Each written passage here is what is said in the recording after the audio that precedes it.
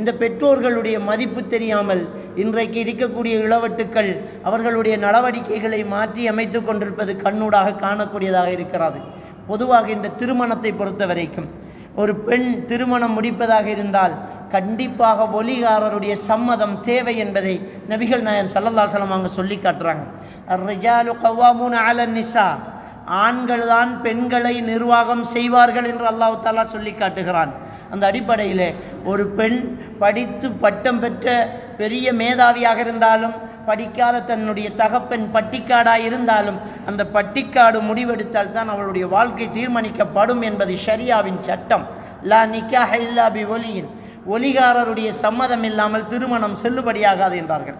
எனவே ஒலிகாரரை விட்டுவிட்டு ஒரு பெண் தனக்கு இஷ்டப்பட்ட ஒருத்தன் கைபிடித்து வாழ தொடங்கிவிட்டால் அது திருமணம் அல்ல, விபச்சாரம் என்பதை நாங்கள் எல்லாம் புரிந்து கொள்ள வேண்டும்.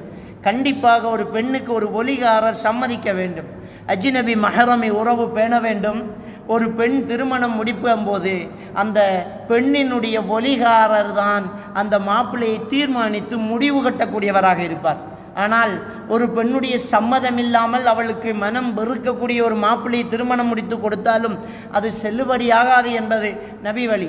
நபிகள் நாயகம் ஸல்லல்லாஹு அலைஹி வஸல்லம் அவர்களிடத்தில் ஒரு பெண்மணி வந்து, யா ரசூலல்லாஹ், என் தகப்பன் எனக்கு ஒரு திருமணம் முடித்து தந்து விட்டார், எனக்கு அதில் இஷ்டமில்லை, என்னுடைய சட்டம் என்ன என்று கேட்டபோது, நீங்கள் அந்த மணமகனை விவாகரத்து செய்யலாம், அதை விட்டு விலகி விடலாம் அப்படி என்பதை நபிகள் நாயகம் ஸல்லல்லாஹு அலைஹி வஸல்லம் அவர்கள் சொன்னார்கள். அந்த பெண் சொன்னார்கள், நான் அவரோடு வாழ்ந்து கொள்கிறேன், பெண்களுடைய உரிமை என்ன என்று தெரிந்து கொள்ளத்தான் கேள்வி கேட்டேன் என்று அந்த பெண்மணி சொன்ன செய்தி முஸ்லிம் கிரந்தத்திலே பதிவாயிருக்கிறது. எனவே ஒரு பெண்ணுடைய சம்மதம் இல்லாமல் திணிக்கவும் கூடாது, ஒரு பெண் தன்னுடைய சொந்த சம்மதத்தில் வாழவும் முடியாது, அதுக்கு ஒலிகாரருடைய சம்மதம் வேண்டும். எனவே இன்றைய இந்த திருமணங்களில் இந்த விஷயங்கள் புறக்கணிக்கப்படக்கூடிய விஷயத்தை நாங்கள் அவதானிக்கக்கூடியதாக இருக்கிறது. அப்போ திருமணம் என்பதை ஒரு பெற்றோர் முடிவெடுத்து அந்த பிள்ளைக்கு வாழ்வு கொடுக்க வேண்டும். குறிப்பாக பெண் பிள்ளைகள், அந்த பெண் பிள்ளைகளுக்கு அந்த பெண்ணை பெற்று அந்த தகப்பன் முடிவெடுப்பார், அவர்தான் ஒரு மாப்பிள்ளையை தீர்மானிப்பார். ஏன் அல்லாஹ் தஆலா இந்த ஷரியாவின் சட்டத்தில் இதை வைத்திருக்கிறான் என்றால், ஒரு பெண்ணால் ஒரு ஆண்மகனை தேர்வு செய்யும் போது முழு விடயங்களையும் முற்றுமாக அறிந்து கொள்ள முடியாது, அது அசாத்தியமான ஒரு விடயமாகும். அல்லது ஏதாவது ஒரு விடயத்தை மட்டும் வைத்து கொண்டு அதற்காக விரும்புகிறேன், என்னால் அவனை திருத்த முடியும் என்று நம்பிக்கை கொள்கிறார்கள். ஒரு சிலர் சொல்வார்கள், அவர்கிட்ட தொழுகை இல்லை, நான் திருத்துவேன், அவரிடம் சிகரெட் பாவனை இருக்கிறது, தூள் பாவனை இருக்கிறது, அவர் விற்றென்று சொல்லி இருக்கிறார் என்றெல்லாம் சில பெண்கள் சொல்லி தான் தோன்றித்தனமாக முட்டாள்தனமாக நெருப்பிலே விழக்கூடிய விட்டில் பூச்சிகளை போன்று திருமண வாழ்க்கைக்குள் நுழையக்கூடிய சம்பவங்களை எல்லாம் கேள்விப்படுகிறோம். அன்புக்குரியவர்களே, நபிகள் நாயகம் ஸல்லல்லாஹு அலைஹி வஸல்லம் அவர்கள் அவருடைய சொந்த சாச்சாவுக்கு ஹிதாயத்து கொடுக்க முடியாமல் போய்விடுகிறார்கள்.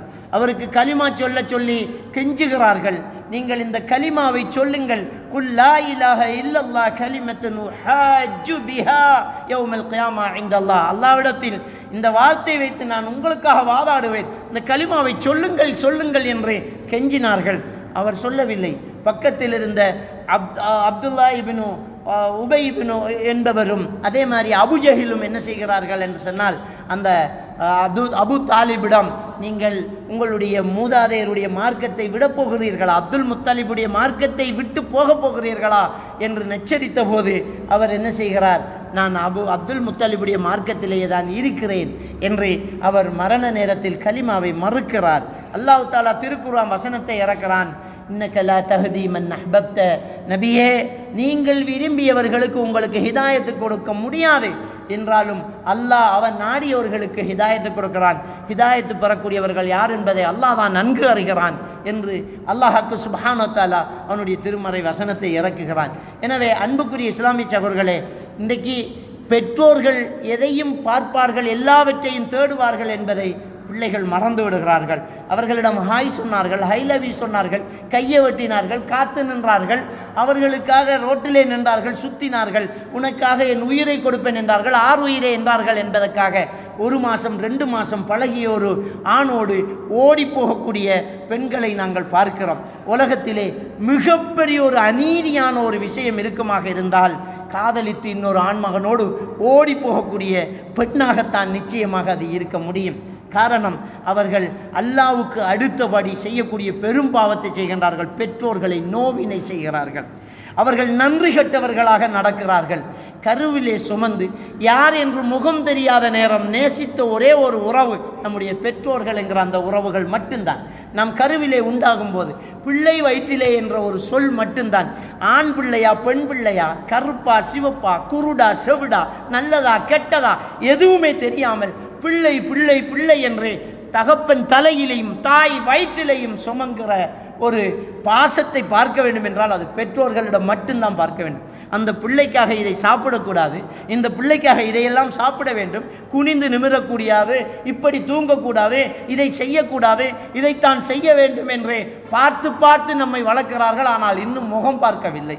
நமக்காக பெற்றோர்கள் எவ்வளவு தியாகம் செய்கிறார்கள். வெளிநாட்டிலே, அந்த அரபு தேசத்திலே கடல் கடந்து போய் எனக்கு ஒரு பிள்ளை வயிற்றில் வந்துவிட்டது, பிள்ளை இருக்கிறது, இன்னொரு பிள்ளை வளர்ந்து கொண்டிருக்கிறது, இந்த பிள்ளைக்கு சொத்து சேர்க்க வேண்டும் என்று இந்த பெற்றோர்கள் எல்லாம் வெளிநாட்டிலே போய் பாசத்துள்ள தாயை தகப்பு அந்த மனைவியை பிரிந்து இருக்கிறார்கள். அவர்களுக்கு இருக்கக்கூடிய உணர்ச்சிகளையும் அவர்களுக்கு இருக்கக்கூடிய ஆசைகளையும் அப்படியே அடக்கிவிட்டு பிள்ளைகள் நல்லா இருக்க வேண்டும் என்பதற்காக கடல் கடந்து போய் வேலை செய்யக்கூடிய பெற்றோர்கள் ஒரு இடுக்கு உருவமில்லை, ஒரு அடுக்கு கட்டிலே கஷ்டப்பட்டு தூங்குவது இந்த பிள்ளைகளுக்கு தெரியாது. அங்கு என்ன வேலை செய்கிறார்கள், எவ்வாறு வெயிலிலே கிடக்கிறார்கள், குளிரிலே எவ்வாறு நடுங்குகிறார்கள், சாப்பிடுகிறார்களா, சாப்பாடு வயிறு நிறைய கிடைக்கிறதா, இஷ்டப்படி அவர்கள் வாழ்கிறார்களா என்பதெல்லாம் தெரியாது. ஆனால் அவர்கள் இந்த பிள்ளைக்காக அந்த தியாகம் செய்கிறார்கள். பெருநாள் தினத்திலே நல்ல உடை உடுத்து குடும்பங்களை எல்லாம் போய் சந்தித்து குதூகலமாக இருந்து ஒரு நாள் பத்தாது இன்னொரு நாளும் சந்தோஷமாக இருக்க வேண்டும் என்று நம்மெல்லாம் இங்கே ஊரிலே கும்மாளம் அடிக்கிறோம். ஆனால் வெளிநாட்டிலே இருக்கக்கூடியவர்கள் 99% பெருநாள் தொழுகையோடு உடுப்பை கலட்டிவிட்டு அழுது படுக்கிறார்கள். யாரோடு பேச, எந்த உறவை சந்திக்க, எங்கே போய் சமைத்து சாப்பிட, யாரோடு நிற்க, எந்த தெருவில் நிற்க, எந்த உறவை பார்க்க, எதுவுமே இல்லை. அந்த அறைதான். அந்த ரூமிலே போய் குப்புற விழுந்தால் அன்று முழுக்க அழுதே அவர்களுடைய காலங்களை கழிக்கிறார்கள். எதற்காக? இந்த பிள்ளைகள் நல்லா இருக்க வேண்டும் என்பதற்காக அந்த பெற்றோர்கள் அங்கு கஷ்டப்படுகிறார்கள். தாய்மார்கள் இந்த பிள்ளைகள் நல்லா வளர வேண்டும், ரோட்டிலே நிற்க வேண்டாம், சோல் கீழே விழுந்துடக்கூடாது, இடுப்பு தெரிய உடுக்கக்கூடாது, வெளியிலே ஆண்கள் நடமாட்டம் பார்த்து பார்த்து நடக்க வேண்டும் என்று பக்குவமாக இந்த பிள்ளைகளை வளர்த்து தாய் தன்னுடைய புருஷனை இழந்த வலியை மறந்து பிள்ளைக்காக தன்னை அர்ப்பணம் செய்கிறார். இப்படியெல்லாம் இங்கே இருக்கக்கூடிய பெற்றோர்கள் என்ன சாதாரணமாக நிற்கிறார்களா?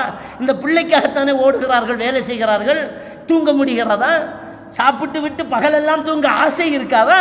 ஆனால் ஓட வேண்டும் வேலைக்கு, இந்த பிள்ளைகளுக்கு சேர்க்க வேண்டும், அடுத்த மாதம் சீட்டு கட்ட வேண்டும், வளவு துண்டு வாங்க வேண்டும், காணி ஒன்று எடுக்க வேண்டும், கல்லிலோடு பறிக்க வேண்டும் என்று ஓடி தெரியக்கூடிய பெற்றோர்களுடைய வலி எந்த பிள்ளைகளுக்கு தெரிகிறது? சாதாரணமாக காதலித்து விடுகிறார்கள். இன்றைக்கு இந்த கலாச்சாரம் அதிகமாக இருக்கிறது. சென்ற கோவிட்-19 பாழாப்போன ஜூம் கிளாஸை ஆரம்பித்து விட்டார்கள். கல்வியாளர்கள் என்று சொல்லக்கூடிய முட்டாள்தனமானவர்கள் என்றுதான் நான் தெளிவாக சொல்வேன். இந்த ஜூம் கிளாஸ் ஆரம்பித்ததுக்கு பிறகு இழந்து போன கற்புகள் எத்தனை தெரியுமா? ஓடிப்போன சோடிகள் எத்தனை தெரியுமா? அந்நியர்களோடு 2 மாதத்தில் 62 பேர் அந்நியர்களோடு ஓடி இருக்கின்றார்கள் என்றால் எப்படி இதை ஏற்றுக்கொள்வது? சிந்தித்து பாருங்கள். காவியர்களாகவே மாறி போனவர்கள் எத்தனை பேர் தெரியுமா? காதல் காதல் என்று இந்த பெற்றோர்களை கசைக்கு புளியக்கூடிய இந்த பிள்ளைகள் செய்யக்கூடிய துரோகம் அல்லாஹ்வுக்கு இணை வைக்கிறதுக்கு அடுத்தபடி இருக்கக்கூடிய பெரும் பாவம். என் சகோதரர்களே, நன்றி கட்ட தனம் என்று ஒன்று இருந்தால் அது இந்த காதலித்து ஓடி போகக்கூடிய இந்த செயலாகத்தான் இருக்கும். சகோதரர்களே, கண்டிப்பாக அல்லாஹ் சோதிப்பான். இந்த உலகத்திலே அல்லாஹ் அவர்களை தண்டிப்பான், வாழ்க்கையில் சீரழிக்கி வைப்பான். பெரும்பாலும் அப்படித்தான் நடக்கும். பெற்றோர்கள் அழ பெற்றோர்களுடைய மனம் வேதனைப்படப்பட எவனோடு ஓடி போகிறார்கள். நல்லவனோ கெட்டவனோ அது மறுபுறம் இருக்கட்டும். எவனாவது ஒருவனோடு ஒரு பெண் ஓடி போகிறாள் என்றால், எவனாவது ஒருவன் ஒரு பெண்ணை கைப்பிடித்து இழுத்து கொண்டு போகிறான் என்றால் அவன் எவ்வளவு பெரிய துரோகம் செய்கிறான். அந்த ஆண்மகன் அந்த பெண்ணின் பெற்றோர்களுக்கும் சேர்த்து துரோகம் செய்கிறான். அவன் டபுள் துரோகியாக இருக்கிறான். இன்னொரு பெண்ணை எடுத்துக்கொண்டு ஓடுகிறான் என்றால் எவ்வளவு பெரிய துரோகம், எவ்வளவு மனிதனுடைய பலி. ஆணை பெற்ற பெற்றோர்களுக்கு ஆசை இருக்காதா? அந்த பிள்ளையை நான் நின்று திருமணம் முடித்து, நாங்கள் நின்று ஒலிமா கொடுத்து, நாங்கள் இந்த கல்யாணத்தை நடத்தி வைக்க வேண்டும் என்ற ஆசை அவர்களுக்கு இருக்காதா? உங்களுக்கு பொத்தி பொத்தி வளர்த்து கலர் தெரியாத நேரத்தில் உங்களுக்கு கலர் தேடிய கடையா அலைந்த அந்த பெற்றோர்களுக்கு உனக்கு ஒரு மணமகனை பார்த்து தர தெரியாதா? உனக்கு ஆயிப்போன உனக்கு துப்புரவு செய்த அந்த கைகளால் உனக்கு ஒரு நல்ல மணமகனை தேடித்தர முடியாதா? உனக்காகவே வாழக்கூடிய அந்த பெற்றோர்கள் என்ன உன்னை நடுக்காட்டில் விட்டு விடுவார்களா? நல்ல மாப்பிள்ளை தேடித்தர மாட்டார்களா? பெற்றோர்களை எல்லாம் தூக்கி தள்ளிவிட்டு தூக்கி எறிந்து விட்டு என்ன செய்கிறார்கள்? எவனோடு ஓடி போகிறார்கள். எவ்வளவு காலம் பழகி ஓடுகிறார்கள்? 1 மாதம் 2 மாதம் பழகினோம் ஓடி விடுகிறார்கள். 6 மாதம் பழகினோம் ஓடி விடுகிறார்கள். புரிந்துகொள், உன் தாய் கருவில் சுமந்திருந்ததே 10 மாதம் பெண்ணே. உன்னை கருவில் வைத்திருந்ததே 10 மாதம். அதைவிட குறைவான காலம் நேசித்து விட்டு நீ ஓட பார்க்கிறாய். 1 வருஷம் 2 வருஷம் என்றால் பார்த்துக்கொள்.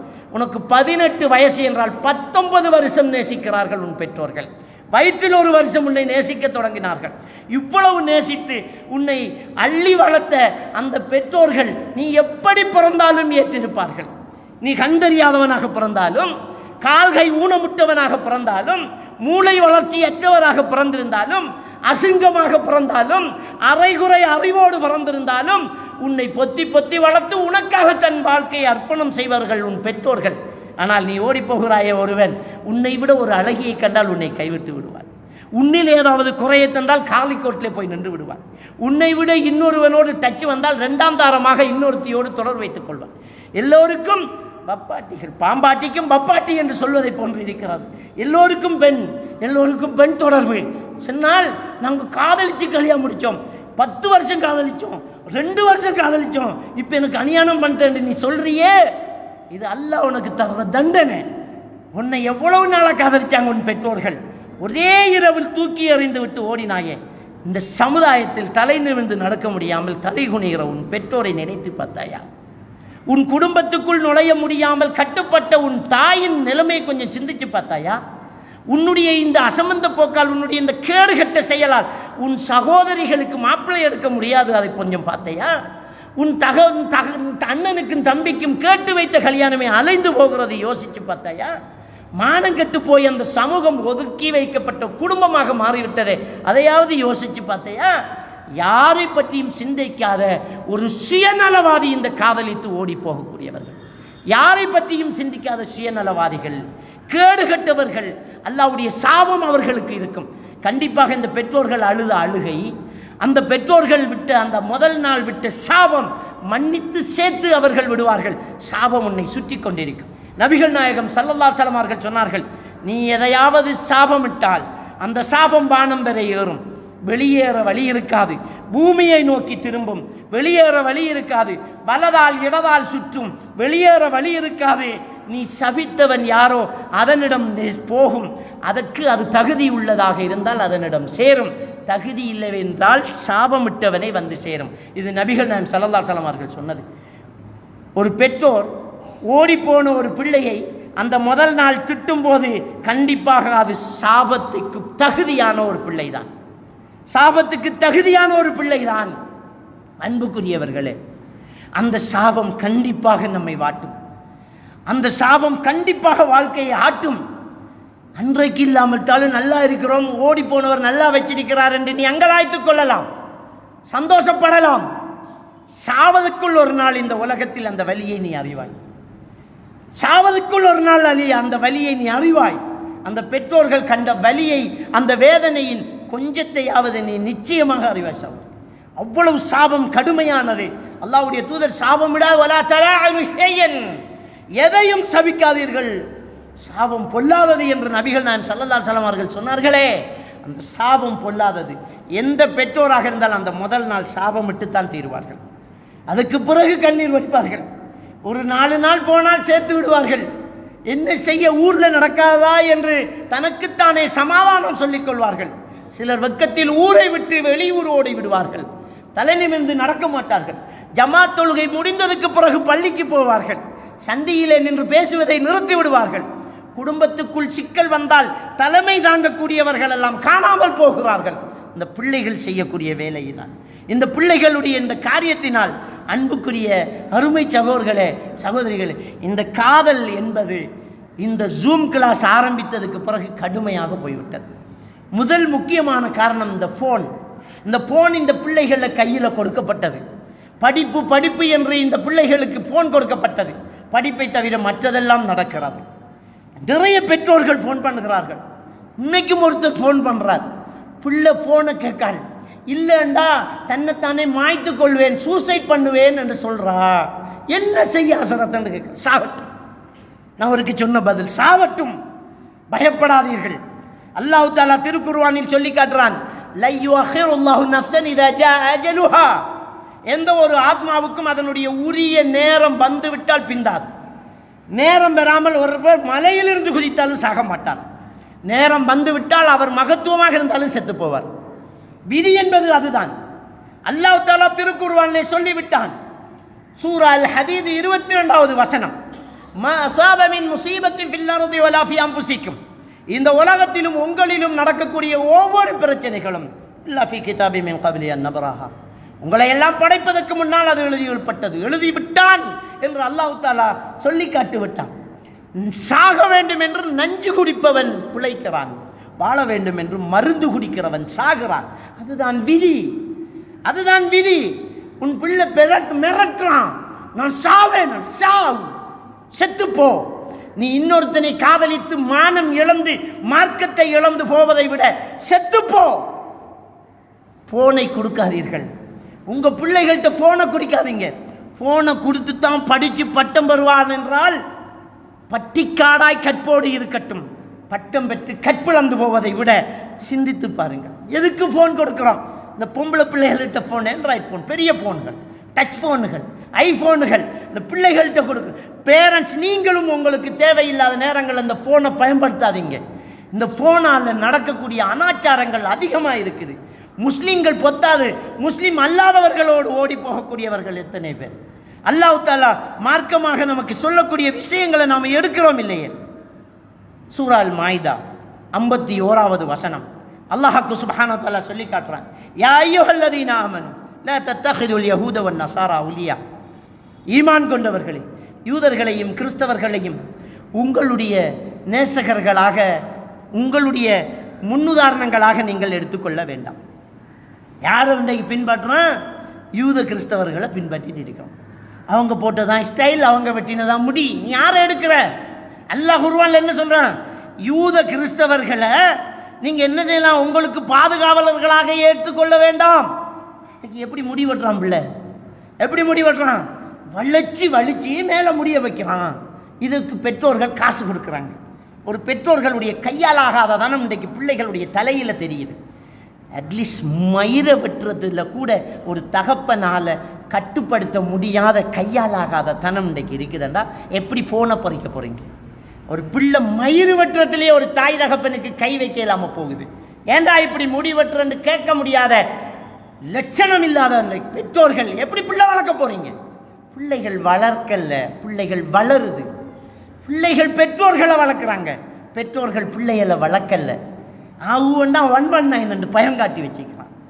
ஆவுண்டா சட்டம் போட்டு. நம்ம கலாச்சாரத்தை சொல்கிறது நம்முடைய கடமையா இல்லையா? நம்முடைய நாட்டினுடைய ஜனநாயக சட்டமே நம்முடைய மதத்தை பின்பற்றுவதற்கு, நம்முடைய பிள்ளைகளுக்கு வழிகாட்டுறது தானே. நம்ம பிள்ளைகள் நம்முடைய கலாச்சாரத்தை பின்பற்றுறதுக்கு நம்ம சொல்லிக் கொடுக்கணுமே. நீங்கள் சின்ன பிள்ளைய தூக்கி வச்சு 1 வயசு பிள்ளைக்கு கெப்கட்டு வெட்டுங்கன்னு சொன்னால் அவன் 9 வயசாகி 10 வயசாகி 19 வயசாகும்போது தடுக்க முடியுமா? சின்ன வயசுலேயே மார்க்கத்தை சொன்னீங்களா? சின்ன வயசுலேயே இஸ்லாத்தை சொன்னீங்களா? மயிறு வெட்டுறதுலேயே நமக்கு தலையிட முடியாமல் போகுது. அப்புறம் எப்படி நம்ம ஃபோனை பறிக்கிறது? அல்லாஹ் தஆலா சொல்கிறான், யூத கிறிஸ்தவர்களை உங்கள் பொறுப்புதாரிகளாக இருக்க வேண்டாம். பஅதுஹும் அவுலியா பஅத். உங்களை எதிர்க்கிற விஷயத்தில் அவர்களுக்குள் எதிரிகளாக இருந்தாலும் சமாதானமாகிக் கொள்வார்கள். நம்மளை எதிர்க்கிறதுக்கு அவன் 2 பேரும் கையை கோத்துக்குவான். ஒமையத்தவல்லஹு மின்கும் ஃபஇன்னஹு மின்ஹும். அவர்களை உங்களில் யாராவது பின்பற்றினால் கண்டிப்பாக அவர்களை சார்ந்தவர்கள் தான். இன்னல்லாஹ லா யஹ்தி கௌமல் ஸாலிம். நிச்சயமாக அல்லாஹ் தஆலா அநீதி செய்யக்கூடிய சமூகத்துக்கு நேர்வழி காட்ட மாட்டான்ங்கிறான். சூரா அல் முஜாதலா 22வது வசனம் அல்லாஹ் தஆலா சொல்லி காட்டுறான், லா தஜிது கௌமன் யுமினூன பில்லாஹி வல் யௌமில் ஆகிர் யுவாதுன மன் ஹாத்தல்லாஹ வ ரசூலஹு. அல்லாஹ் தஆலா சொல்லி காட்டுறான், நபியே, அல்லாஹ்வையும் அல்லாஹ்வுடைய தூதரையும் மறுமை நாள், அல்லாஹ்வையும் மறுமை நாளை ஈமான் கொண்டவர்களை, அல்லாஹ்வையும் அல்லாஹ்வுடைய தூதரையும் ஏற்றுக்கொள்ளாதவர்களை நேசிக்கக்கூடியவர்களாக நீ காண மாட்டாய் என்கிறான். அல்லாஹ் கண்டிப்பாக நடக்காது. அல்லாஹ்வையும் மறுமை நாளை ஈமான் கொண்ட அந்த மூமின்கள் அல்லாஹ்வையும் அல்லாஹ்வுடைய தூதரையும் ஏற்றுக்கொள்ளாதவர்களை நேசிக்கக்கூடியவர்களாக சத்தியமாக நீ காண மாட்டேங்க அல்லாஹ். அப்போ நேசிச்சா அவன் மூமினா? நீ காவிரை நேசிட்டு இருக்கிறான். ஒரு நடிகர் தோளை கை போட்டோடனே ரொம்ப பெருமையாக நினைக்கிறான். ஒரு நடிகரோட நின்றுட்டவன் சொன்னால் அது பெரியதாக போகுது. ஒரு காவிரை நேசிக்கிற, ஒரு காவிரோட ஓடி போக பார்க்குற, காதலிக்கிறாங்க. எனக்கு ஒரு கேர்ள் ஃப்ரெண்டுக்கு சூப்பர் ஃபிகருங்கிறான். பார்த்தா காவிர் அல்லாஹ்வையும் அல்லாஹ்வுடைய தூதரையும் நேசிக்காதவர்கள். காவிர் என்றால் அல்லாஹ்வையும் அல்லாஹ்வுடைய தூதரையும் ஏற்றுக்கொள்ளாதவர்கள். அல்லாஹ்வையும் அல்லாஹ்வுடைய தூதரையும் ஏற்றுக்கொள்ளாதவர்களை அல்லாஹ்வையும் அல்லாஹ்வுடைய தூதரை ஏற்றுக்கொண்டவர் நேசிப்பானா? நம்ம உயிருக்கு விட மேலா மதிக்கிறதான அல்லாஹ். அல்லாஹ்வையும் அல்லாஹ்வுடைய தூதரையும் உயிரை விட மேலா மதிக்கிறோமே. உயிரை விட மேலா மதிக்கிறவரை ஏற்றுக்கொள்ளாதவரை நாம எப்படி மதிக்கிறது? உங்கள் பாப்பா உமாவை நடு ரோட்டில் வச்சு திட்டினவனை கூப்பிட்டு விருந்து கொடுப்பீங்களா? குறைக்க கணக்கு தேவை. உன் பொண்டாட்டி ஒருத்தன் திட்டுறான், நீ உசுருக்கு உசுராக நேசிக்கிற உன் மனைவியை ஒருத்தன் திட்டுறான், உன் பொண்டாட்டியை வேசிங்கிறான். வாமா சாண்டு தோளை கை போடுவியா? நீ தோளை கை போட்டால் என்ன சொல்லுவான் உன் பொண்டாட்டி? நீ தான் பிளான் பண்ணிக்க, நீ அவனை சேர்ந்தவன் தான், அப்போ நீயும் என்ன திட்டினதுக்கு சமந்தான்னு சொல்லுவாளா இல்லையா? அல்லாஹ் ரசூலை ஏற்றுக்கொள்ளலை, நீ கூப்பிட்டு தலைக்கு மேலே வச்சா அப்போ நீ அல்லாஹ் ரசூலை நேசிக்கல தானே? அப்போ ஒரே வசத்தில் அல்லாஹ் தாலா சொல்லிட்டான். என்ன சொல்லிட்டான்? நபியே, அல்லாஹ்வை மறுமை நாளை ஈமான் கொண்டவர்களை அல்லாஹ்வையும் அல்லாஹ்வுடைய தூதரையும் வெறுக்கக்கூடியவர்களை நேசிக்கக்கூடியவர்களாக நீங்கள் பெற்றுக்கொள்ள மாட்டீர்கள். ஒலவ் கானு ஆபாஹும், அவர்கள் பெற்றோர்களாக இருந்தாலும் மனசுக்குள்ள நேசிக்க மாட்டார்கள். அவ் அபுனாஹும், பிள்ளைகளாக இருந்தாலும் மனசுக்கு நேசிக்க மாட்டார்கள். அவ் இஹ்வானஹும், சகோதரர்களாக இருந்தாலும் மனசில் இடம் இருக்காது. அவ் அஷீரத்தஹும், நெருங்கின உறவினர்களாக மாமா மாமி மச்சியாக இருந்தாலும் இஞ்ச இடம் இருக்காது. நல்ல முறையில் நடந்துக்கும். அல்லாஹ்வையும் அல்லாஹ்வுடைய தூதரை ஏற்றுக்கொள்ளாதவர்களுக்கு ஆபத்துக்கு உதவும், ஏமாற்ற மாட்டோம், பொய் சொல்ல மாட்டோம், புராடு பண்ண மாட்டோம், உதவி கேட்டால் உதவி கொடுப்போம். செஞ்சோமா இல்லையா? சுனாமியில் அந்நிய ஜாதிகளுடைய ஜனாசாக்களை போய் எடுத்து அடக்கம் பண்ணினோம். வெள்ளப்பிரளயம் வந்தால் முதல்ல நம்ம கொண்டு போய் சமைச்சு கொடுத்தோம். அனர்த்தம் வந்தால் நம்மளே ஓடிப்போய் உதவி செஞ்சோம், கை கொடுத்தோம். மனிதன் என்ற அடிப்படையில் உதவி செய்வோம். மனசுக்குள்ளே தூக்கி வைக்கிறதுக்கு அல்லாஹ்வை நேசிக்கணும், அவர் அல்லாஹ்வுடைய தூதரை நேசிக்கணும். அதுதான் ஈமான். அப்படிங்கிற விஷயத்தை சூரா அல் முஜாதலா 22வது வசனத்தில் சொல்கிறான். சூரத்துல் பக்ரா 220வது வசனத்தை எடுத்து பாருங்க. ولا تنكحوا المشركات حتى يؤمن ولا أمة مؤمنة خير من مشركة ولو أعجبتكم. அல்லாஹ் தஆலா சொல்றான், முஷ்ரிக்கான பெண்களை திருமணம் முடிக்க வேண்டாம். அல்லாஹ்வுக்கு இணை வைக்கக்கூடிய பெண்களை நீங்கள் திருமணம் முடிக்க வேண்டாம். அவங்க ஈமான் கொள்ளாத வரையில் முஷ்ரிக்கான பெண்களை திருமணம் முடிக்க வேண்டாம். ஈமான் கொண்டா அது வேற விஷயம். ஈமான் கொள்ளாமல் நீங்கள் முடிக்க வேண்டாம். சிலர் முடிச்சு களிமா சொல்லி கொடுக்குறேன், களிமா சொல்லி அவள் இஸ்லாத்துக்கு வந்துட்டா கல்யாணம் முடி. சிலர் சொல்லுவாங்க, நான் விரும்புகிறோம், அவர் இஸ்லாத்துக்கு வாரண்டுட்டார், வரட்டும், வாழ்ந்து காட்டட்டும், அதுக்கு புறவு முடி. அப்போ அவர் ஈமான் கொண்டதுக்கு அப்புறம் தான் கல்யாணம் முடிக்கலாம், இல்லாமல் முடிக்க வேண்டாம். அவளை விட ஒரு மூமினான அடிமை உனக்கு சிறந்தவள்.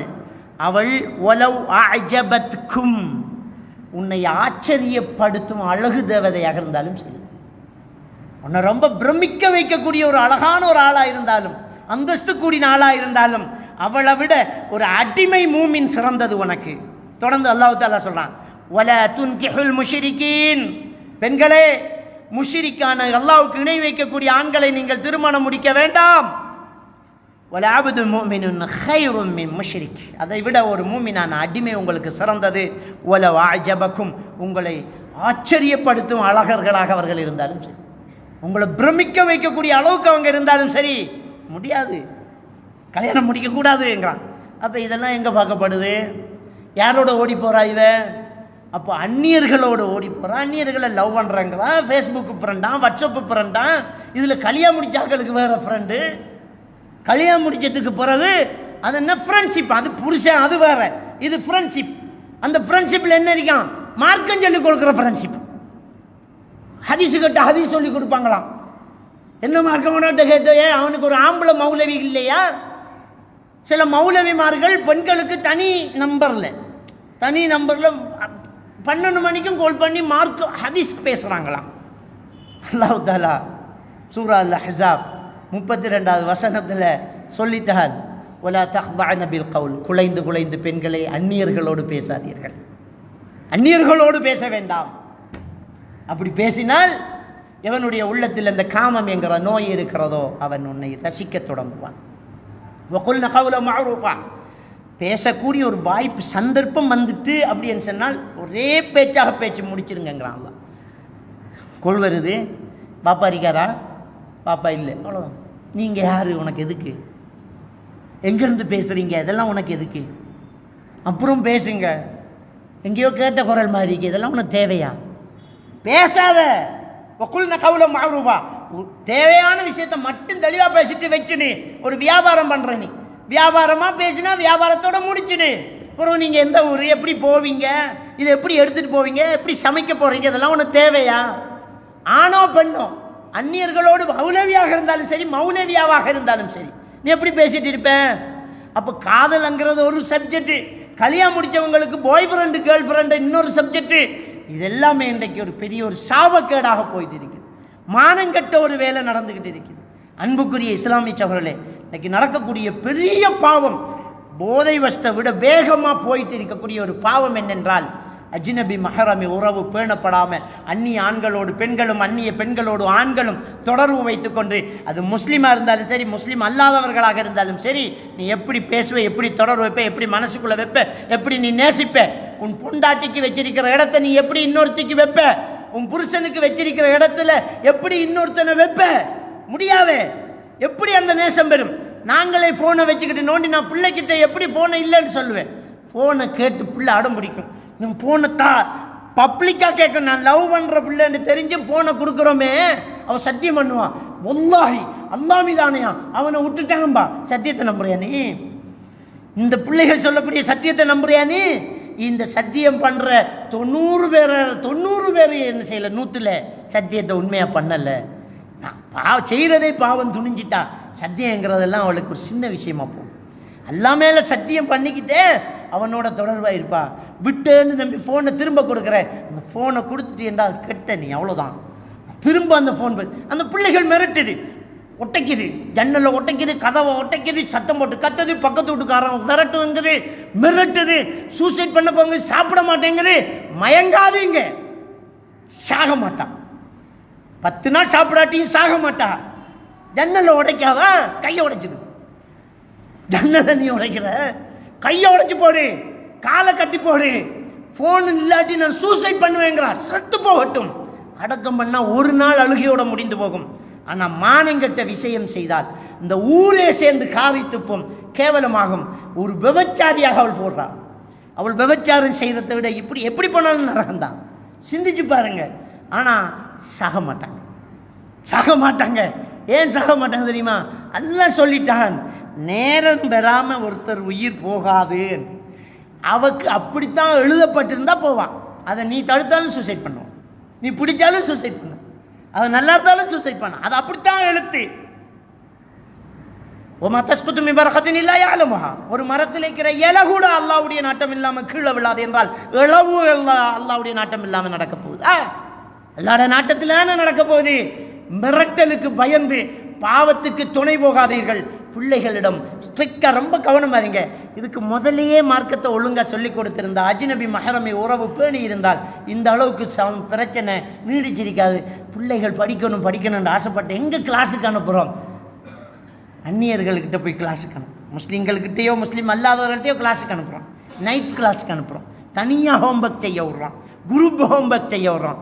எல்லாம் செஞ்சுட்டு ஓடி போனது பிறகு தான் தலையில் அடிச்சுக்கிறோம். அப்படி ஒரு மானங்கட்ட படிப்பு தேவையில்லை. பிள்ளைகள் மார்க்கத்தோடு இருந்தால் போதும், இஸ்லாத்தோடு இருந்தால் போதும். நம்முடைய நோக்கம் டிகிரி இல்லை சகோதரர்களே, நம்முடைய நோக்கம் சொர்க்கம். சொர்க்கத்துக்கு போகிறதான் நம்முடைய நோக்கம். சொர்க்கம் போகிற நல்ல பிள்ளையாக இருந்து டிகிரி முடித்தா பிரயோசனம்தான். கல்வி என்கிறது கலாச்சாரத்தை மிதிச்சுக்கிட்டு போன அந்த நாட்டுக்கு ஆபத்தானது, நாட்டுக்கு ஆபத்து. கல்வி என்கிறது கல்வி தேவை, நாட்டுக்கு கல்வி தேவை. நாட்டுக்கு கல்வி தேவை. அந்த கல்வி இறையச்சம் இல்லாத கல்வியாக இருந்தால் அந்த கல்வியால் தான் அந்த நாட்டை அழிக்கப்படுறான். இந்த குண்டு வைக்கிறவன் கல்வி நல்லா படித்தவன், டைம் பாம்பு செட் பண்ணுறான், அவன் குண்டு வைக்கிறான், டைம் பாம்பு செட் பண்ணுறான், உலகத்தை அழிக்கிறான். அணுகுண்டு வைக்கானுன்னா அவனை போல யாரும் படிச்சில்லை, நல்ல படிப்பு அவன், ஆனால் நாட்டை நாசமாக்குறான். அவன் இறையச்சம் உள்ள படிப்புள்ளவனாக இருந்தால், அல்லாஹ்வை பயந்து படித்தால் அவன் நாட்டை நாசமாக்குறான். நம்ம பார்த்தோமே, ஒரு சின்ன பச்சை குழந்தை கிட்னியை காசுக்காக களவெடுத்த டாக்டர், அவன் படித்தவன். இந்த ஊரெல்லாம் ஒரு பட்டம் எடுத்துச்சே, பிடிக்க முடிஞ்சுத, எஸ்கேப், நாட்டை விட்டு போயிட்டான். படித்த டாக்டர், கிட்னி மாற்று சிகிச்சை செய்யக்கூடிய பிரபலமான ஒரு டாக்டர், ஒரு சின்ன பிள்ளையோட கிட்னியை காசுக்காக களவெடுத்து வித்து போட்டு பை மிஸ்டேக்குங்கிற. என்னடா பை மிஸ்டேக்கு? நீ படிச்ச அதனால திருடின. இதை சாதாரணமான ஒருத்தன் சொல்லுவானா? ஆல்பர்ட் ஐன்ஸ்டீன் அன்று சொன்னான், மிகப்பெரிய கல்வியாளன், the science without religion is lame என்று தான் சொன்னான். கலாச்சாரம், மார்க்கம் இல்லாத கல்வி, சயின்ஸ் முடமானது என்று தான் சொன்னான். அவ்வளவு உச்சகட்டத்தை அடைந்தவன் சொன்னான், அது முடமானது அப்படின்னு சொன்னான். கல்வியில உச்சகட்டத்தை அடைஞ்சவன் சொல்றான், இறையச்சம் இல்லாட்டி கல்வி நாசமாக்கும் என்று தான் சொன்னான். அன்புக்குரிய அருமை சகோதரர்களே, படிக்கணும் பிள்ளைகள், ஆனால் கலாச்சாரத்தை, மார்க்கத்தை விடக்கூடியவர்களாக பிள்ளைகளை நம்ம கைவிடக்கூடாது. எல்லாம் வல்ல அல்லாஹ்வுக்கு சுப்ஹானஹு வ தஆலா நம்ம அனைவரையும் ஈமானோடு வாழ வைப்பாங்க.